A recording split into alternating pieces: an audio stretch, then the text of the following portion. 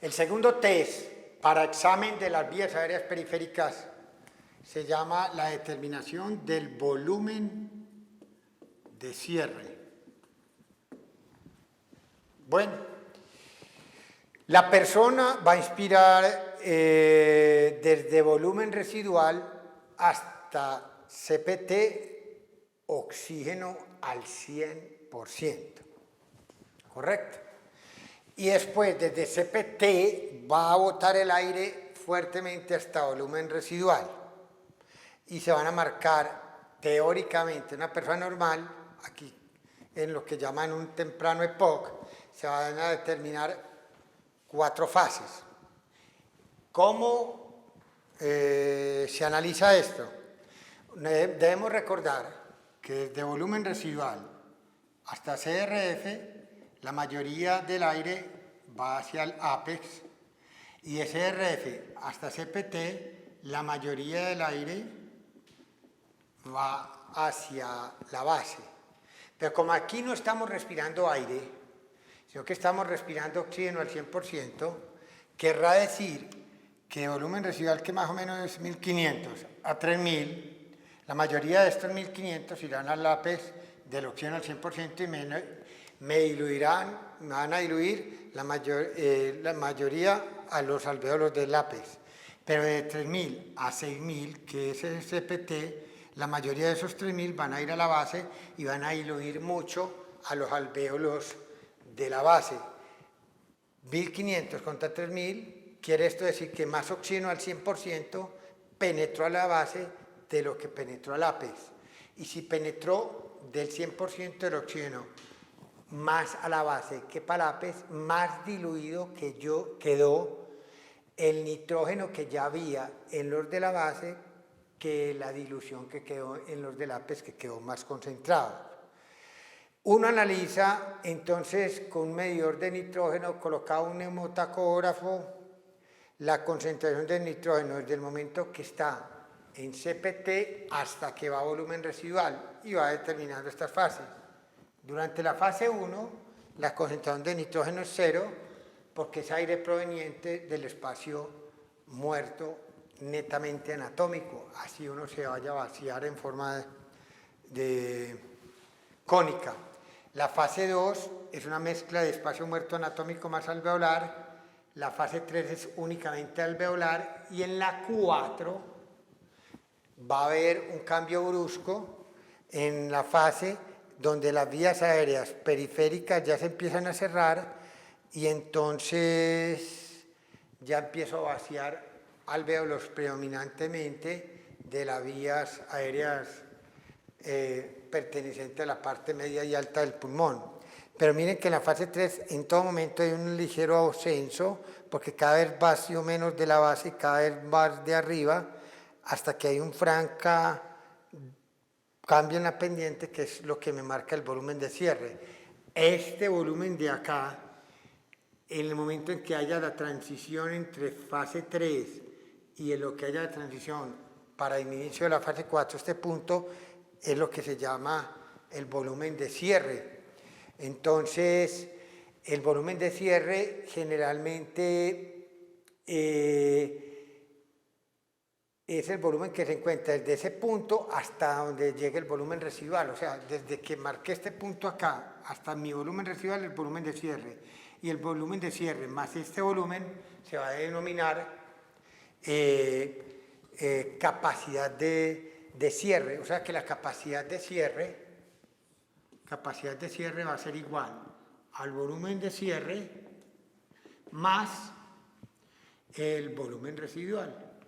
Entonces, en los pacientes que tienen una enfermedad pulmonar obstructiva crónica, o en una enfermedad obstructiva como el asma, así sea una crisis aguda, entre la obstrucción se presente más marcada, la vía aérea va a tener una tendencia a colapsarse más rápidamente y a los alvéolos de la base, que son los que tienen una presión intrapleural más positiva con respecto a los del ápex, van a presentar un cierre un poquito más temprano.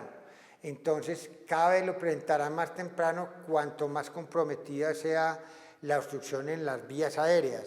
¿Eso qué nos va a representar en el fondo? Nos va a representar que el volumen de cierre en una enfermedad obstructiva, si nosotros lo vamos a de esta manera a graficar, lo tendríamos que dictaminar de esta forma. Un paciente con enfermedad obstructiva pulmonar, pues simplemente uno esperaría que esté la fase 1, 2, 3, 4.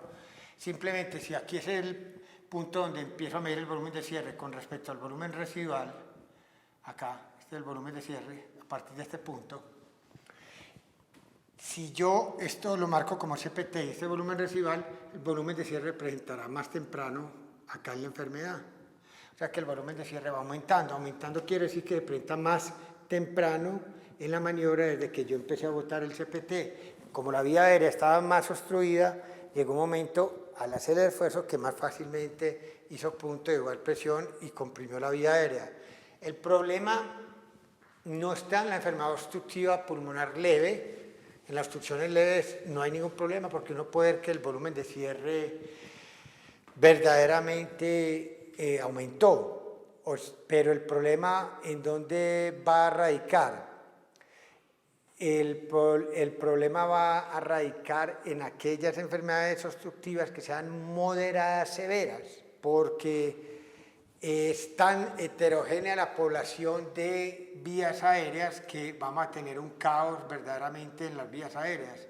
Algunas tienen unas constantes de tiempo tan distintas que alvéolos de arriba, incluso de zonas de arriba del pulmón, que normalmente deberían entrarles menos oxígeno, correcto, pueden haber unas vías aéreas aquí bien abiertas. Acá, en cambio, en las bases pueden haber unas muy cerradas, y al ser muy cerradas le va a entrar muy poquito oxígeno, y al entrar muy poquito oxígeno, estas de la base se van a comportar como si fueran las de arriba, correcto. Y eso va a marcar una desigualdad en la homogeneidad de lo que yo estaba esperando antes.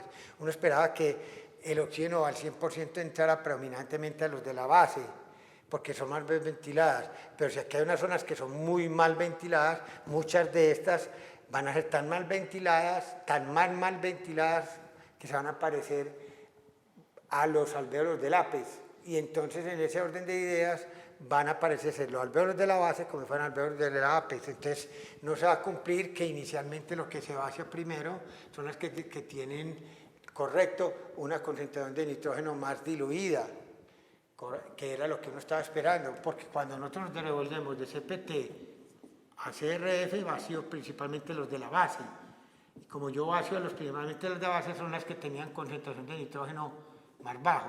De CRF a volumen residual vacío la mayoría de las que son de arriba, son del APES, que tienen una concentración de nitrógeno más alta porque fueron las que le entró oxígeno en menor concentración, en mayor cantidad. Entonces el problema es que si eso se respetara no había ningún problema. Para aquí vamos a tener unidades que deberían vaciarse provenientes de la base, como que tuvieran una concentración de nitrógeno muy baja. Pues como tuvieron unas vías aéreas tan estrechas, este nitrógeno quedó muy alto, con concentraciones muy altos, y si empiezan a vaciarse en este momento, entonces el problema es que van a presentar una concentración de nitrógeno como si fueran de las de arriba. Y algunas de arriba, por ejemplo, que estén bien abiertas y no estén tan comprometidas como estas, le va a entrar oxígeno relativamente más que las que le entró una de la base.